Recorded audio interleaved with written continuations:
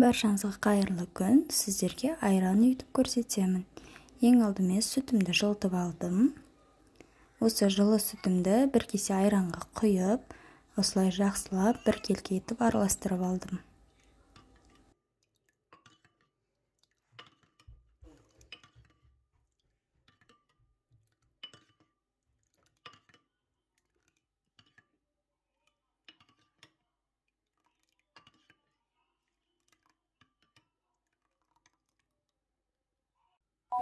Осы араластырған айранымды жылы сүттің үстіне құйып, барлығын жақсылап сапырып араластырып аламын.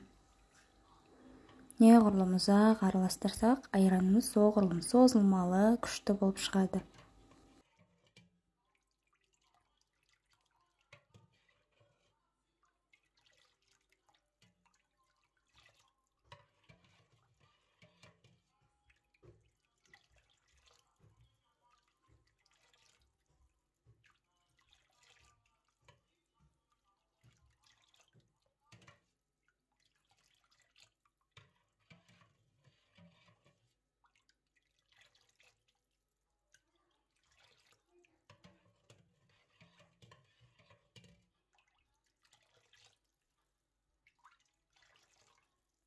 Жақсылап бір келке етіп араластырып болған соң, осылай бетін қақпақпен жауып, жылы етіп орап қоямыз. Айранымыз ұйыды-ау деген кезде, оны алып тоңазытқышқа қоямыз 1-2 сағатқа. Менде бұл жерде тоңазытқышта 2 сағат тұрды. Содан соң осылай жақсылап араластырып аламын.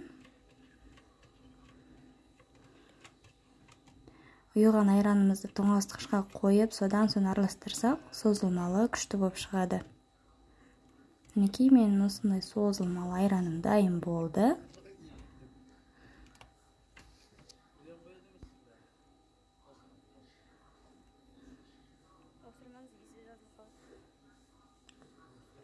Сіздер де жасап көріңіздер. Видео ұнаса, лайк басып, арнаға тіркеліп кетіңіздер.